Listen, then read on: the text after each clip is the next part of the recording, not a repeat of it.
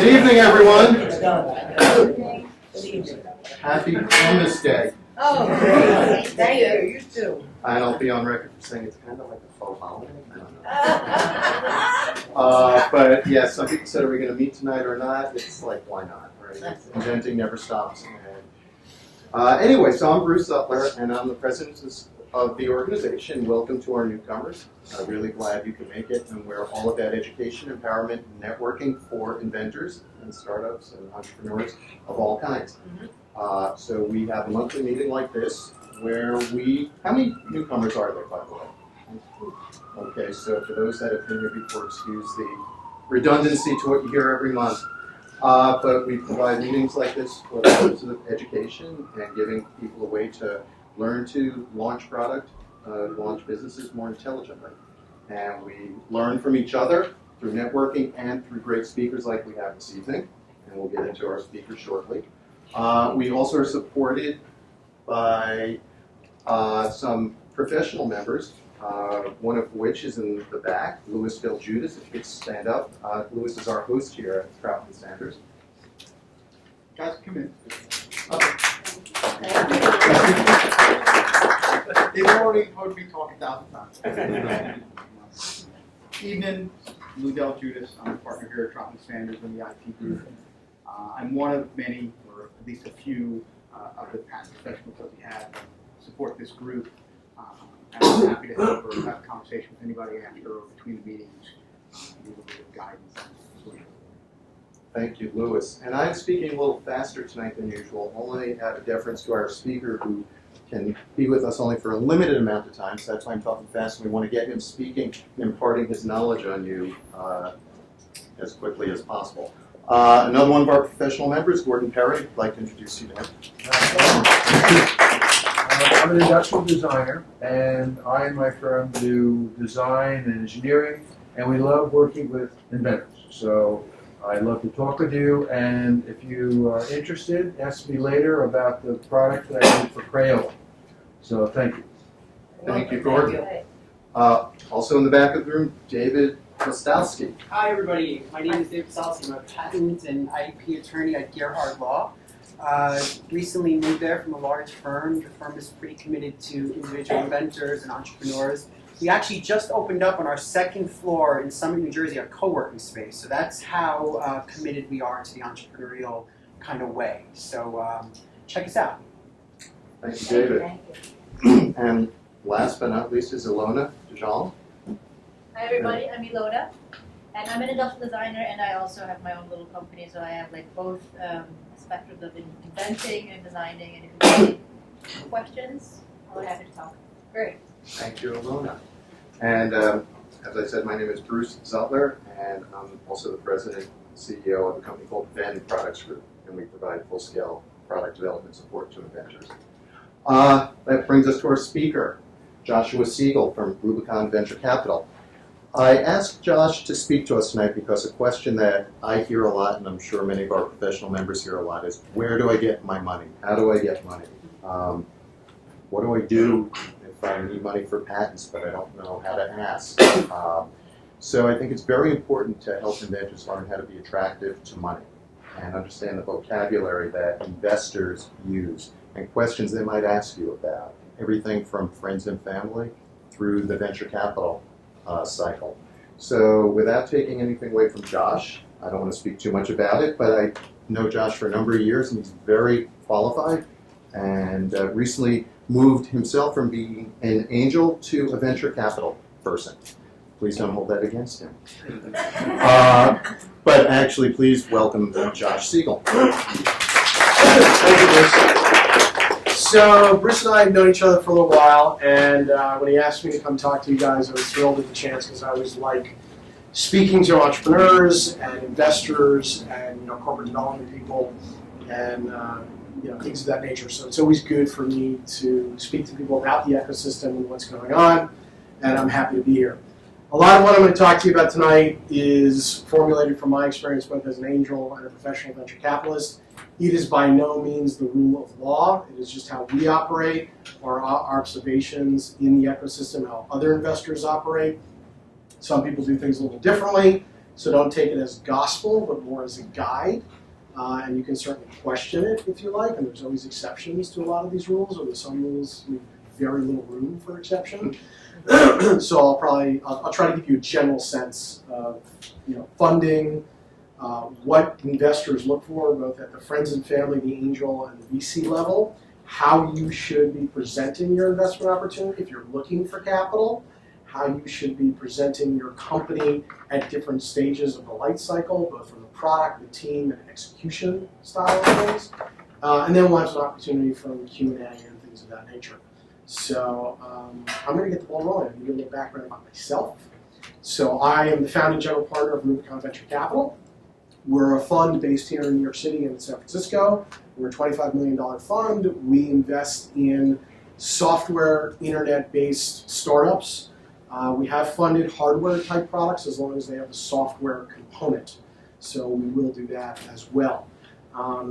Anything that's really scalable, we will fund. And we look at stuff at what we term as later stage seed, Series A and Series B, which I will go into more specifics later. But for us, it's really companies that have raised at least $500,000 in outside financing, and then are going to raise enough capital for a full 12 months of operation, and then they'll raise more capital going on from there. So that's how we operate. We can invest globally and pretty much in anything that we like. So that's a little bit about us. I was born and raised in New York City. I went to Boston University as an undergrad at Georgetown for my MBA. I have a lot of experience in banking and real estate. So I have a formal training in how to look at an investment, both debt, equity, and startups. I've been an entrepreneur myself. I was a professional angel investor for 7.5 years before I started Rubicon Venture Capital. So I've been there on friends and family rounds, I've been there on angel rounds, and now on the VC round of things. So I've seen it from all areas. I have lost money and I have made money. Nothing teaches you more about investing like losing a lot of money. I can tell you that. Thankfully, I haven't lost any money as a venture capitalist. I only lost my own money as an angel and made more than I lost. So I'm okay. I'm doing all right. I do have a hard stop tonight at about 7:45, 7:50 because I have a newborn at home. So I gotta relieve my wife. So you guys understand that. But if any of you want to reach out to me afterwards, you have questions, Bruce has my information, and I'll introduce us, and I'm happy to talk to each and every one of you as long as time allows. And I neglected to mention, because Josh has to leave early, we're going to shift to the first part of pitching panel, which is an opportunity for people to present their ideas and businesses for feedback from the audience and our panel of experts. So we'll do one or two of those before Josh leaves, and then we'll complete the evening with the remainders. So, Great. Thank you. So I'd like to jump right in to sort of the funding type of situation as to, what are the differences in rounds, and then how do you make yourself attractive on each particular round of funding. So a lot of you in the room are probably startup entrepreneurs, and you're looking for that initial capital, which is probably pretty much a small amount, maybe 50 or 100,000, maybe up to 200,000, to really prove out your product to a certain extent. You have an idea, you have a concept. Maybe you're not quite ready to quit your job because you're looking for capital to hire an engineer or a tech person or something like that. What do you do to make your concept attractive for investment? And sometimes it's not even just about the product, it's about your network. Who do you know that's going to take a chance on you? Which is why we call early rounds like that friends and family rounds. So you're trying to, you develop your business plan, your pitch deck, you have an idea of your product, maybe you've built a prototype, or you've built some sort of code or schematic or something like that. You need to share the vision of what your product is with whoever the investors are. And the idea would be set your goal, let's say 200,000 in this case, of what you want to raise and figure out, all right, how much do I have to raise for any particular person or group of people? So you want to make this investment attractive to them to invest. So you don't want your valuation too high. You want to make it so, all right, you're going to buy 10% of my company, or 20% of my company, or 30% of my company, whatever the number is, and there is a threshold, which I'll go into later. So let's say it's 20% of your company. You're going to raise $200,000, so you have roughly $1 million valuation. And the math isn't exact, so don't try to figure it out. Okay? It actually works out to be less than 20%, but we're not going to do that tonight. So pick 5 people, pick 10 people. Maybe you want 20 people. The idea is make it a number that the person that you are pitching comfortable enough with, so that if they lose it, it's not going to hurt them too much. So $5,000 or $10,000, or maybe even a little more, for friends and family or relatively inexperienced angels isn't that big a deal. You make it easier for them to say yes, such that you get your money faster, because you only want to be raising money for a finite period of time. 90 days is typically how long you want to take to do this. Less is better. More, you start getting a little stale. People have heard it before. You're going to the same number of people. So before you really go out to start pitching people and your deck gets passed around to hundreds of people in New York City or Connecticut or New Jersey or wherever it is, be careful. Know your timeline and know what's going on. You also might want to do that for yourselves, to be like, well, if I can't raise my money in 90 days, maybe this isn't such a good idea. Or maybe I'm not approaching it the right way. Take a chance, though. I'm a firm believer in taking chances. You have one life to live. Live it. What's the worst that can happen? Don't necessarily quit your job right away. People say no, and you're like, all right, I'll wait, I'll pull back, I'll try again. But always try. There's no reason not to try. Okay? There is a reason not to quit your job and try, but keep your job, keep your payment, and then try. Unless you have the means to not do that, in which case you can do that too. But absolutely do that, and reach out to as many people as you know to get introductions. So you're going to raise this $200,000. How do you make your company attractive? What kind of product is it? Is it solving a pain point? Is it solving a real issue either in society or for corporates or in development or something? If it's just like fun and we're just going to create a new product because it's cool, that works too, as long as there's a market. As long as it's attractive to someone to purchase it eventually. Okay? So if you're creating a new folding chair, for instance, who's going to buy a new folding chair when they have all these folding chairs already? Make it attractive. Okay, it's got to be something. So the industrial designers will tell you they definitely want to improve the folding chair. It's happening. So make it attractive. Create it around you. Why are you the entrepreneur that I should be investing in? For us, we always look at teams and product together. Some venture capitalists will only invest in a team and they don't even care about the product. There are hundreds of apps running around Silicon Valley that get investment because the teams are great. We don't do that. We don't believe in that mantra. It's not a very good mantra. It's a great way to lose a lot of money. Some people do it. We haven't seen one product team really succeed where they haven't had an actual product as of yet. So make sure that you tie the product to yourselves. What are your benefits? What can you do? Are you the designer? Are you the creative? Are you the marketing? Are you the head of sales? What is it? And who's part of the team? Do you have these other people that are going to be part of your team if we give you money and you're going to be able to execute right away?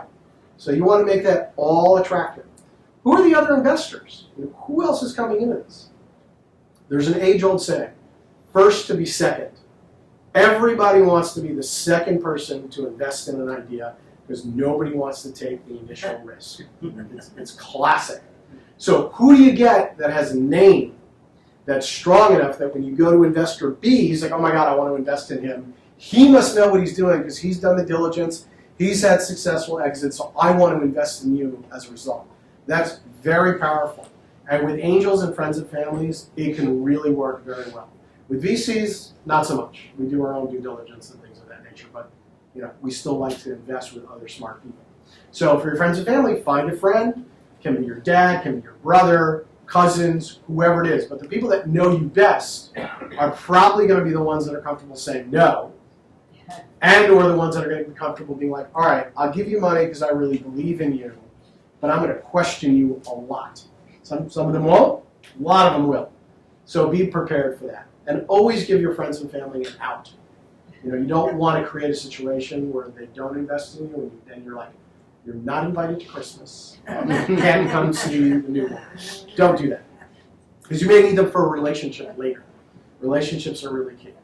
So try to make it palatable, present a strong team, present a strong product, and use the feedback that you get to refine what you're doing. Refine your pitch, refine your product. Pitch decks at that stage should be no more than like 12 to 14 pages. Okay?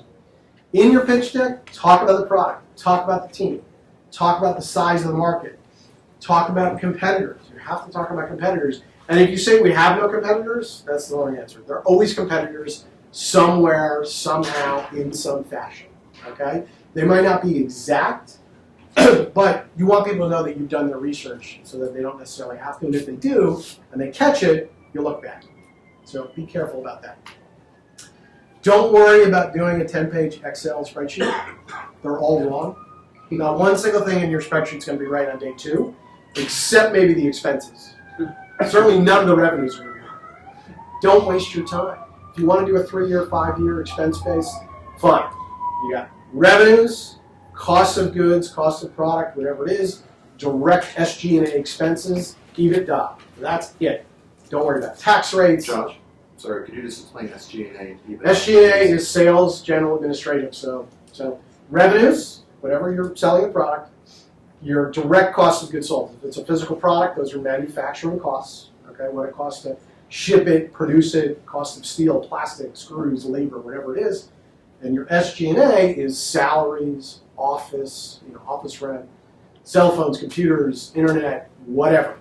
Okay, but you don't need to break out every little bit because it's not going to matter all that much. You want a general idea of what it's going to cost. Okay, EBITDA is earning before income taxes, depreciation, and amortization. Also, something you don't really need to worry about all that much in terms of concept. Revenues minus cost of goods sold minus your other expenses is your net income. How much you're going to make. Most of it's going to be negative for the first year or two, at least. That can be good, that can be bad. Depending on the product, we don't want you to make a dime in the VC world, even in the angel world to a certain extent. So if you're software, you shouldn't be making any money whatsoever. You should be scaling, hockey stick approach, getting lots and lots of users and adopters. If you're hardware, you have to make some sort of profit on the actual physical product. It has to be some margin of some kind. Okay, that eventually, you don't want to sell it at a loss. So don't necessarily worry about how it looks in month 12, month 14, but by month 24, then you got to start to worry about stuff. Okay, unless you're some crazy startup that's just going to sink $1 billion and get market share, and then Google's going to buy you for $1.1 billion. And we can talk about that later too, because that happens all the time. Okay. So I've done friends and family round. Your deck is attractive. You got your team, and now someone's going to give you money. What are you going to do with it? So now you have to be diligent on knowing how you're going to spend your capital. And typically, you want a 12-month runway in that first capital. Might be able to do 8 months because it is a friends and family round. It's not that much. You're going to iterate on the product, but you have to show growth and execution on what you're doing to make yourself attractive to that next $500,000 to $1 million round, which is the angel round. Okay? So as a former angel, the stuff that we would look for is execution on the product. Do you have a good, solid core team? Doesn't have to be a full team, but good, solid core team. Have you identified what you're going to use the funds for? Do you have a good set of value-add investors? So we don't want dumb money around. Are you going to take money from people that can pick up the phone, call a CEO or CTO or CMO, whoever it is, get your product seen, looked at, press, whatever, and accelerate? Otherwise, they have no value. It's fine that they're in the round, but really doesn't move the needle for us or probably anyone else. You can go to angel groups. That is a valuable value add as well, but you want to go to the right ones. There's some that are not so good, some that are good. I'm not going to name names, but there are a lot of them here in New York. You can find them all, HBS Angels, New York Angels, Golden Seeds, Empire Angels. There are all kinds. Okay? And it's very easy to find these groups through Google. Alley Watch is a good resource. Gary's Guide is a good resource. So Josh, excuse me for a second. So I think that's a really important tone that a lot of inventors fail to take, is that when you're looking for money, even at the friends and family stage, you want to interview or be selective as to who you're getting money from. So you want to get it for the right reasons. It's a double-edged sword. Yes, you do. So you always want to have at least one, maybe 3 really smart guys in the room, as many as you can get. But there comes a point where, you need the last check. Then it doesn't matter. Take money from whoever will give it to you and close your round. But you want at least a good amount of smart money in your cap table, okay? Investor in the round, all right? But after you get that, go around and find the other capital, okay? If you can't raise it all, yes, you can do a Kickstarter campaign, and that works too. And that's a good thing to do on a friends and family round, except caveat of that is once you do it, you have to execute on your Kickstarter campaign. You can't be like, well, we did it, we got the money, and then, forgot. We stopped. We didn't execute. We couldn't get it built. We had to return everyone's money. We took it, we pivoted, we did this, that, whatever. So if you're going to do a Kickstarter campaign and use that as part of your marketing technique for investors, you have to have been successful at it, not just from funding, but also supplying the product. Okay, so that is a big deal. All right. Pitching angel groups is a good exercise. Pitch as many times as you can, really as many times as you can. You will find out a lot from people's questions, from their own due diligence, giving you feedback. That's going to help you refine what you're doing a lot of times. Okay. So angel group, you got your deck, you've got your $200,000 from your friends and family. You're ready to raise, $750,000, and you're stuck. You've raised like $250,000, $300,000. You're not really sure what to do. What do you do? Accelerators are a great choice for this kind of situation, even if you raise all your money. You'll get mentorship, you'll get exposure, you get lots of investors talking to you, you get other teams. Some accelerators are better than others. Apply and then get the option of whether you go or not. It's worth the experience just to apply. Okay? There are food accelerators, there are hardware accelerators, there's certainly lots of software accelerators. So I'm a big advocate of that. It doesn't mean you have to do it or you're less attractive if you don't do it. In fact, sometimes even if you go, you may not get funding at all. But it's definitely an option worth consideration. Okay? In your angel round, you need at least 12 months runway, as I said. More is better, 18 is okay. And know your use of funds. Marketing, customer acquisition, product development, strategic relationships, employees, whatever it is. There are certain hard and fast rules about how much you should pay employees and how much founders should take as salary. Typically, founder salaries are $65,000 to $70,000, and really no insurance at that stage. There's medical benefits, stuff like that. But sometimes yes, sometimes no. Depends. People who are tech-oriented, CTO and like full-stack developers, can get paid more. They will command a higher salary, and everyone gets stock options. Okay, so be careful on that sort of stuff. You can pay people less if they're younger. That's okay too. But you really don't want all the money going out the door in salaries. That's not good. Marketing is big, and doing any business development sales is also big. Try to find inexpensive office space. There's a lot of it here in New York. Try to get inexpensive legal. A lot of lawyers will, give you discounts or wait till you do your first close. Any of you raising money, you all need a lawyer. You have to have an attorney, and it cannot be your dentist's attorney, or your brother-in-law, or your father-in-law's cousin, or anybody like that.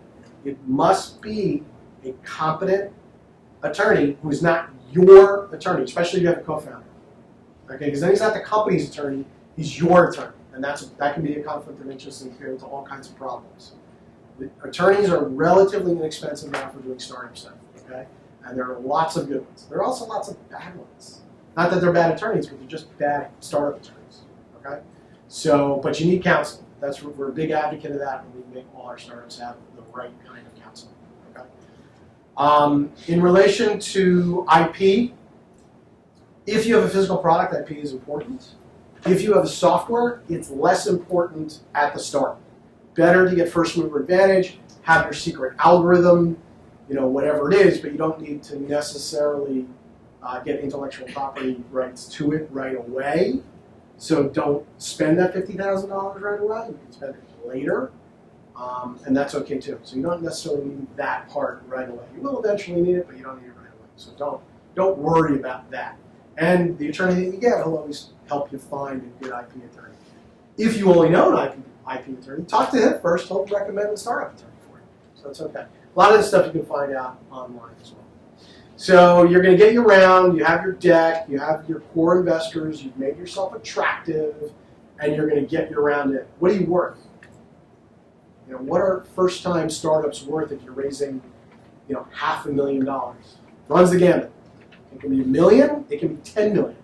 It all depends. What you shouldn't be worried about is negotiating the difference between a $5 million round and a $4 million round in terms of the value of your company. Get your money in, make it attractive. So that difference in the long run is going to be completely meaningless to you, the entrepreneur. Because a lot of it, any equity dilution, you're going to recapture in options, bonuses, grants, all different kinds of things. So don't fight that. What you may want to fight about is a priced round versus a convertible debt round. So it's very simple stuff. You can either value your company and say, my company's worth $4 million, you're going to give me $500,000, and you're going to own 12% of my company. Straight, very easy. Not a good idea for a first round capital raise. There are a lot of things that go hand in hand when you raise capital initially in a priced round, which means you're actually putting a price on every share. Okay? Tax implications, board implications, all kinds of rights and privileges. It can be a bit messy if you're not ready for it. Okay? Typically also angel investors and VCs want you to be a Delaware C. You don't necessarily have to be in the friends and family round. You can be in New York, LLC even. But most companies that get real venture money end up being Delaware C Corps because the Delaware court makes pretty much all the rules for mergers and acquisitions, buyouts, investor rights in the United States. You don't need to worry about that right now, but just so you know. Convertible note rounds are really simple rounds. They're 4 pages long. And all they do is say, all right, you're going to loan me money in a debt form. It's eventually going to convert into equity. But the smarter guys that are going to give you a $3 million check are going to write all the rules for that. And you, the investor, are going to go on the same terms and conditions as they are. So don't worry about it. The smarter guys are going to fix it for you. That's good. That's what a lot of people look for. We have standard notes that are written just that way. Josh, because you're now a little further down the road, but if somebody's taking money from a friend or family member, they would typically want to have some percentage of the company. So could you So define friends, I'll go back to friends and family. So if you're an early stage company, you're probably an LLC, which means you're taking investors in what's known as units. There are no shares in limited liability corps. A unit is the same thing, essentially. Okay. So if you're going to bring an investor, you might sell him 10 units of your company for $10,000. Okay. He signs the operating agreement. He now owns, 1% of your company. Okay. That's fine. You value the company. You sold him units. He gets to look at your books and gets a K1 at the end of the year and knows what's going on. It's a 4-page document. Very simple. You can download it off the net. Very easy to do. You can sell pretty much as many as you want as long as your lawyer authorizes the specific amount. Very easy to do. Is that kind of? Yeah, very easy to do. And the rights and privileges are written in the operating agreement. You can do this stuff on LegalZoom. It's really easy to do. It's fine to use LegalZoom to start an LLC. I recommend starting a Delaware LLC because it's much easier to convert into a Delaware C. If you start a New York LLC, it's about a $2,500 exercise for no reason, other than you have to spend $2,000 on ads in New York newspapers. In Delaware, you don't have to do that. You do have to file as a foreign corp in New York, but don't worry about that either because that's not going to matter until later. So Delaware LLC is the way to go. Very simple. LegalZoom can do it, and then you find a standard accountant and they can do pretty much everything for you. All right, so that's allowed. Just to be controversial, do the attorneys in the room concur with that? I cannot even believe you said that. So what? LegalZoom. LegalZoom is good for starting an LLC. LegalZoom is not good for doing IP. Okay? So it's not good for that. That was diplomatic. I have created probably over 30 LLCs in my time. I know what I'm doing in that.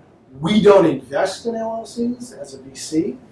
As an angel, I did do it. I actually would never do it again because I don't want to be a signatory of an operating agreement. But for you guys, sole proprietorship, what you're doing, if you want protection, you can do that.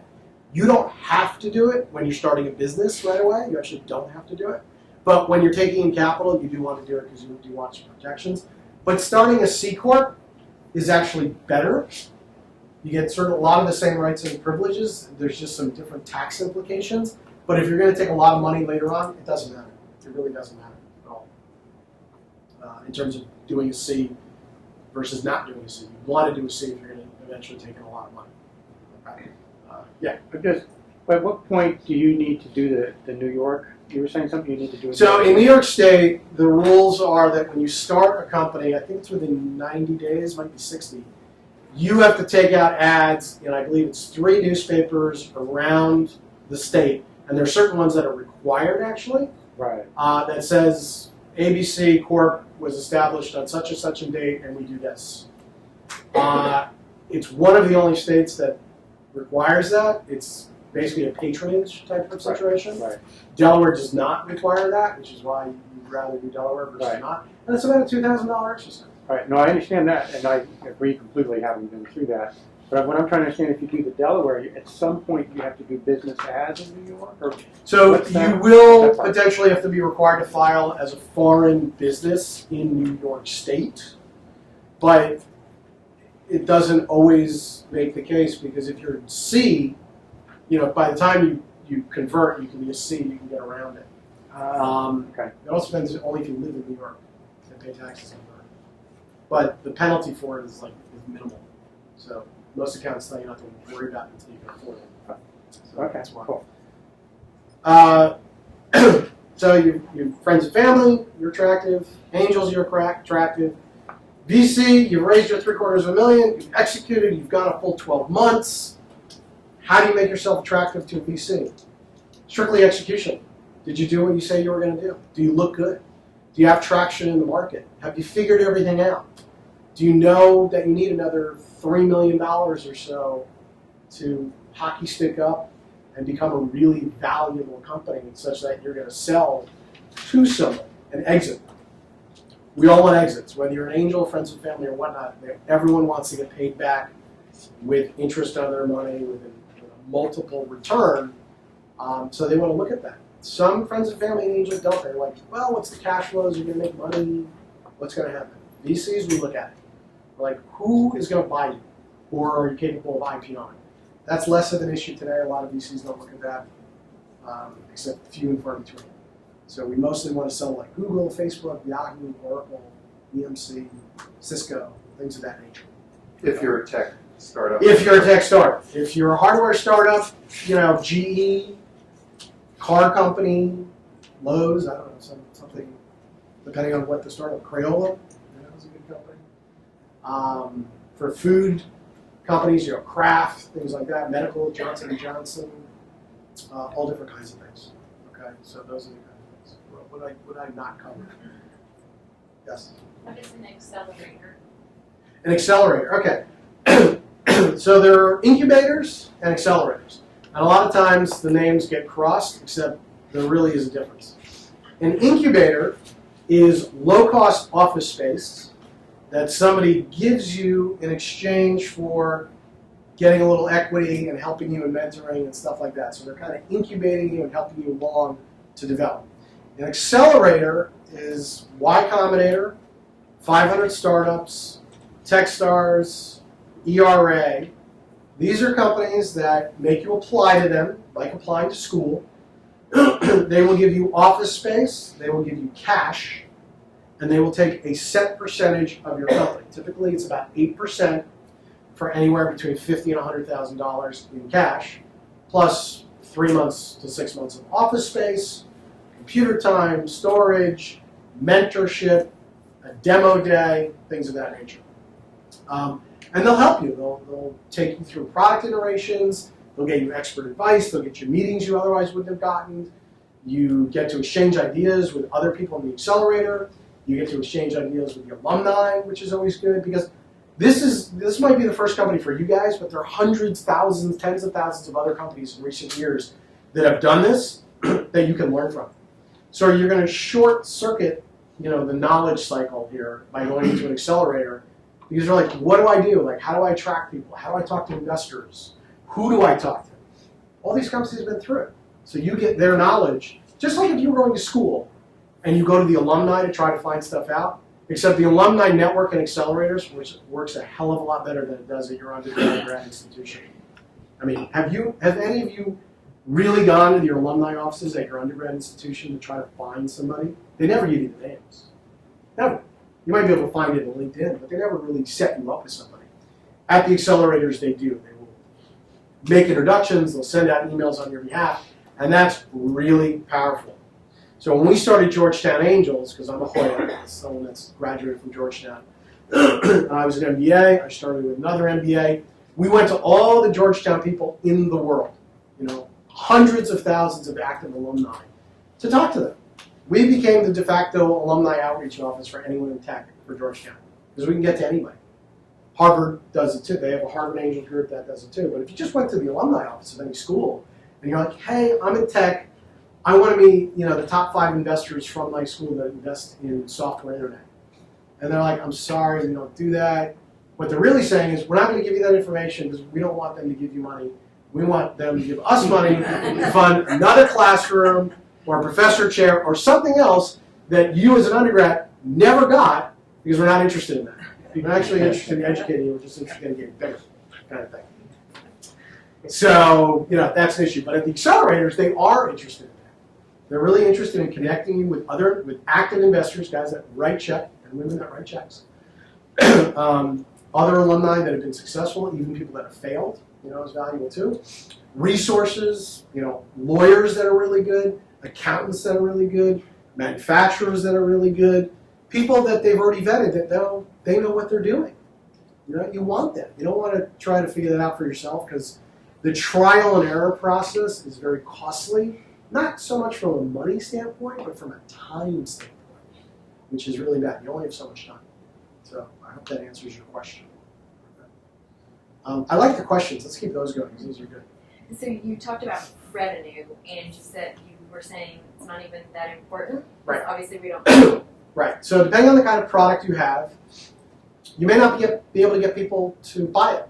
Let's say you came out with a new email app, and consumers are going to pay you $1. You're going to have a very tough time to get people to pay you $1.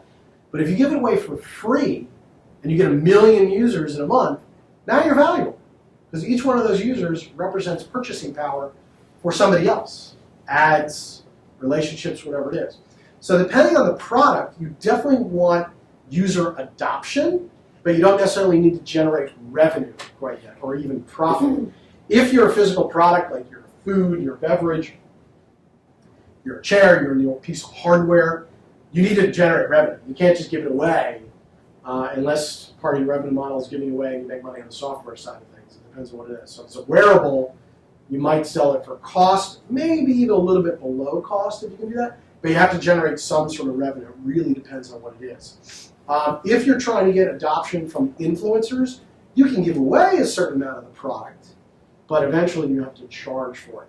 And a great way to do that is actually Kickstarter campaigns. Kickstarter campaigns are very powerful. You can get a lot of press. Don't worry about someone stealing your idea. It rarely happens. It has happened, but it rarely does. So a great example was the Cooler campaign. Everyone see the new Cooler Kickstarter? The guy, most funded Kickstarter campaign in history, $22 million plus. It's a cooler. Well, the companies that make coolers, who are scaled up and can manufacture, they're not going to steal the idea. They could have done that already, and they might copy it eventually, but it doesn't matter. He already has the sales. Who cares? He's going to sell a lot of coolers. He'll take his $22 million. He'll scale. He'll beat his prices that he already promised. He'll make money, and he'll do something else. So don't necessarily worry about someone stealing your idea. I mean, you have to be careful. But if you do a Kickstarter campaign and you are successful, make sure you execute on the product. Make sure you have in place who's going to do your manufacturing already. Like, find it out. Bruce is a great resource. He has a lot of people. Find that out. Figure it out first so that once you get your money, you can execute.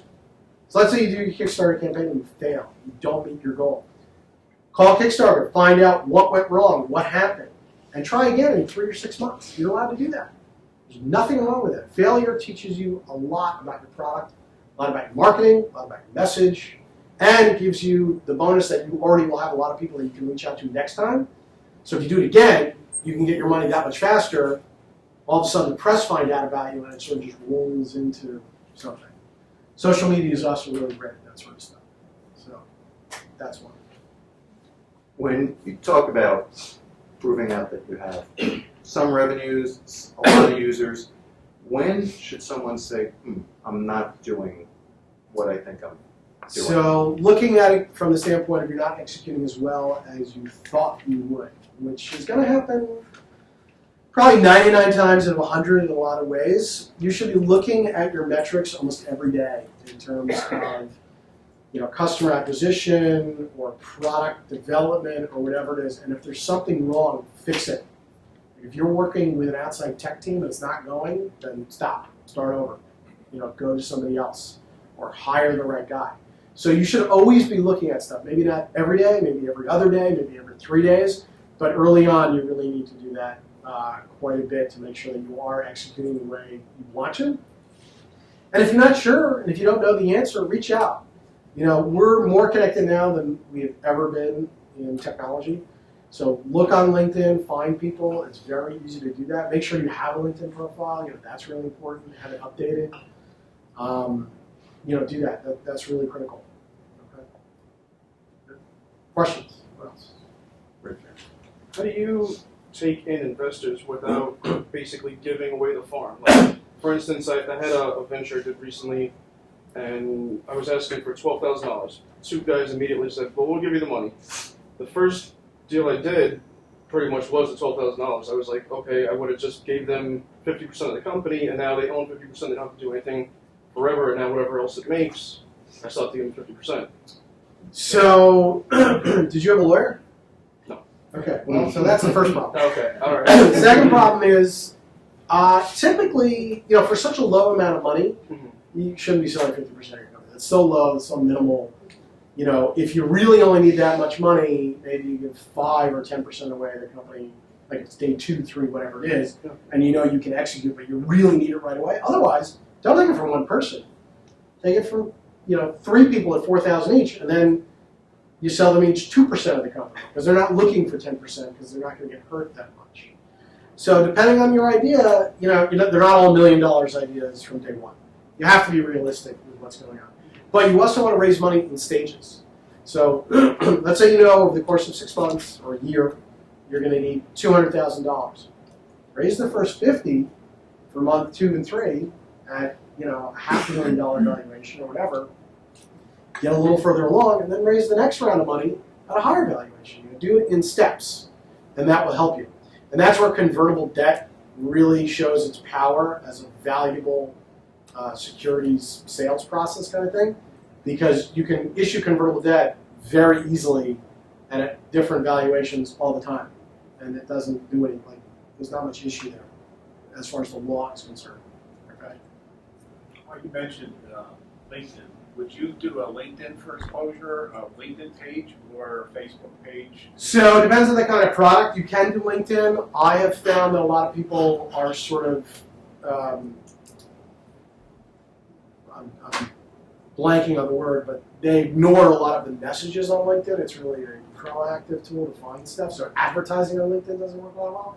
Social media can work really well. Facebook, not Google+, Twitter, any sort of press, YouTube, if it's a cool product. It depends on the product.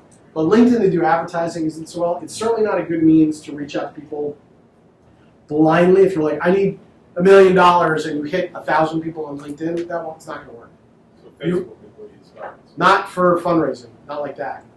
Yeah, I think what Josh is saying it's for exposure, not for product exposure and marketing, but advertising, not for fundraising.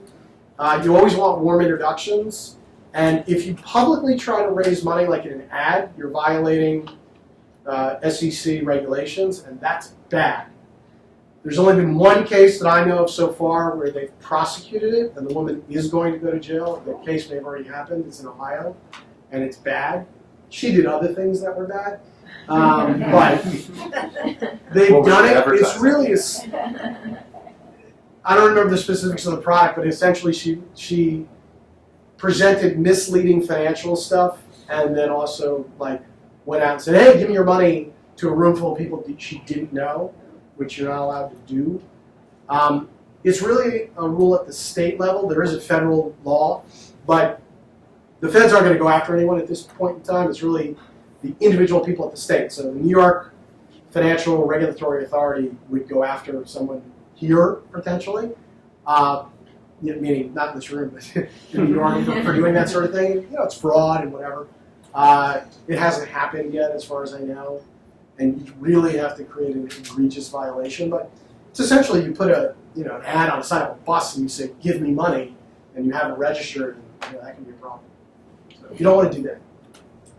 Yes, so you mentioned getting paid in stages. So say you complete your first stage, do you give your money back to those guys? Absolutely in the not. first stage? No. Okay. Investors that give you money are investing in you. You keep their money until everybody has an exit. We would never invest money into a company where they're saying, "Okay, give me your $1 million, but I got to pay back these guys over here for $200,000." Never. That actually, it's not illegal, but it's definitely Ponzi-esque, essentially, because you're giving returns to somebody who's in the same investment situation. Depends on how your docs are written, your lawyer, whatever. We wouldn't permit that, ever. And we would find out about it very easily. You are allowed to have what's known as redemption rights in rounds, where that is okay, where an early investor can be like, "All right, I want to redeem my note or redeem my shares because I want out." We would never invest in a company that had a redemption right security. And no VC would, unless they want to get out like the little angels that are in the round.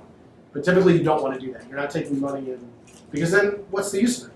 You don't actually get to use the money to accelerate the product, you're just getting somebody else out. That's no good. We wouldn't do that. When would you convert that debt to equity? So convertible debt is kind of a misnomer because depending on how the debt instrument is written, it's not really debt. It's just simple equity. There are reasons why it's called convertible debt, because it looks like debt, it has an interest rate, has a maturity date, you're supposed to pay it back. But typically in our world, we always want it to convert to equity, and we write our notes as such. But there are legal reasons why it has to be called that way, it has to look that way. Typically convertible debt will convert into preferred equity, and it's always preferred for us. We never invest in common shares, ever. No exceptions. And I'll get into why that's the case as well. When it converts into preferred equity, it's typically in a big enough round, so it's what's known as a qualified financing, so $2 million plus, sometimes it can be $1 million, but typically $2 million, and it'll convert under the same rights, privileges, and price as whoever's investing $2 million into your round. So we've taken the chance.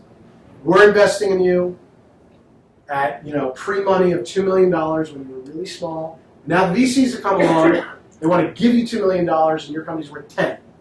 So we're going to convert under the same rights and privileges, only we converted a $2 million figure into $10 million.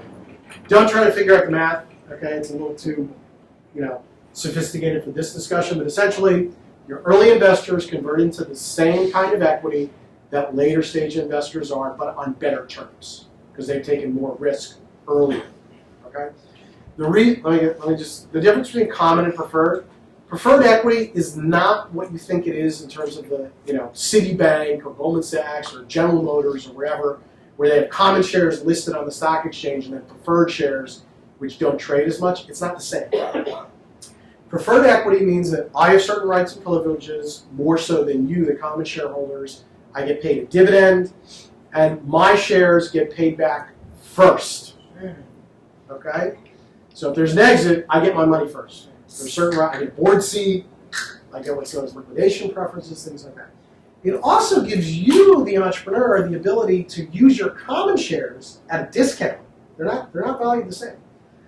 So you can use those for your option pool, to attract people, employees, to give out bonuses, whatever it is. But the most important thing, or the two most important things are, let's say you have a founder, the two of you, and all of a sudden you decide you hate each other, or the wives hate each other, or the boyfriends hate each other, or the kids hate each other, or whatever it is, and you split. Well, that co-founder can't take their equity with them. It doesn't work that way. They have to earn out their equity just like any employee or anything like that. Let's say they've got a number of years and they have enough equity, but you need more money.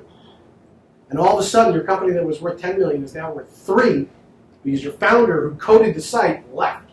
He's like, screw you, I'm out of here, I'm moving to Tahiti, you do whatever you want. Now you need more money. What do? You make the common shares worth nothing. And you issue $10 million more. Wow. And now you've solved the problem because you've made his share worth nothing. Again, why you need a good lawyer. Okay? These things are simple concepts when you get into it, but again, you don't want to sell common shares to your investors. It's bad for them and it's bad for you guys because it gives you less maneuverability in case something goes wrong, okay? And it also has valued the company. So there's a tax implication there too if you start issuing common shares and options that are all of a sudden worth $1 when they're really worth 10 cents. Okay, so that's an accounting issue. As you mentioned earlier that many startups, some people are employed, when the beginning stages. Sure. If we go to like the funding round, when do you expect the person to fund leave their job to run the company? So if you're the founder and the co-founder, let's say your team of 2 and you raise $200,000, depending on what it is, you pretty much got to leave your job right away, okay, because you've gotten that money. If you haven't, and it's like, well, we're going to use this money and we're going to pay for a concept model, if it's a hardware product or something like that, you can wait because a lot of it's just waiting, so you don't need to do that. But I, as the investor, pretty much want you 100% focused on this product. I don't want you doing your job, and I don't want you doing 3 other things either. I want you on this. So that's the other thing. If you have an idea or ideas, pick one and run with it. Don't be like, well, I'm working on this, I'm working on that, I'm working on this thing too. That doesn't work. It's okay if you're working on like charity stuff, whatever, but not on multiple products. Unless you are like an industrial designer and you're working on lots of things, because that's your professional job. But if you're a software person, you do one thing. That's it. So yeah, that's as soon as you're taking real money. So building a team, people want equity in the early days. The team members. Yeah. Yes. How do you protect yourself and that you get the wrong person? He has equity, you have to get rid of him, hire somebody else. So there's what's known as vesting agreements. Typical vesting agreements sound something like this. I'm going to give you 10% of the company on a 4-year vesting schedule with a 1-year cliff. Okay, you'll hear that all the time. Essentially what that means is I'm going to give you 10% of the company, but you have to earn it over 4 years, and you don't get the first piece until a year and a day. So if you leave after 6 months, you get nothing. Okay? Sometimes you'll get it where it'll be 3 months, you'll earn a little bit, another 3 months, you'll earn a little bit, another 3 months. After a year and a day, though, you start vesting on your portion every month. Sometimes it's every 3 months, usually it's every month. So it's equal fraction. It's typically, if you're going to give them 10%, they earn the first, 2.5% after 1 year, and then the other 7.5% vests a little bit every month. Okay.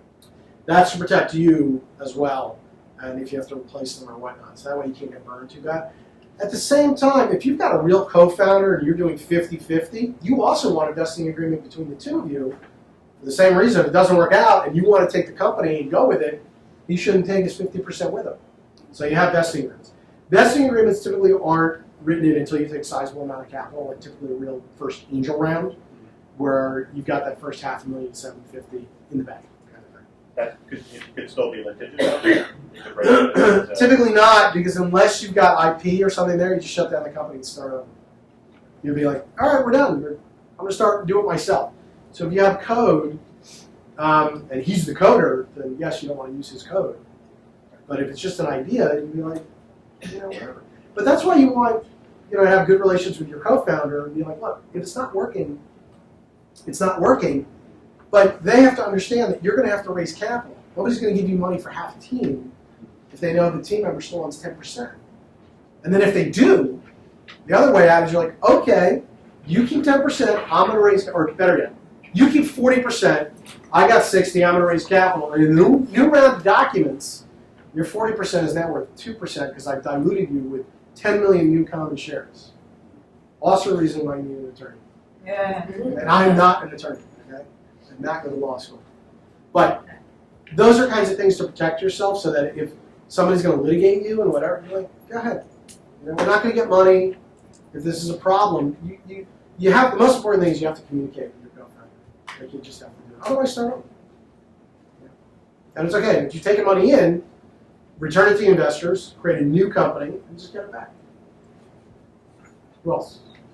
So never happens that somebody gets the money and just disappears? Somebody gets the money and just disappears. That means that the investors didn't do their job of doing due diligence. So if you raise $250,000 and you take it all in at once and you disappear, they've probably sent it directly to your bank account or given you cash or given you checks and haven't had an attorney really involved or something like that, and that's their fault. That's bad. So that's a problem. But if somebody disappears, it's not too hard to find. Unless they leave the country, you're going to find somebody. People can get tracked and they'll find them.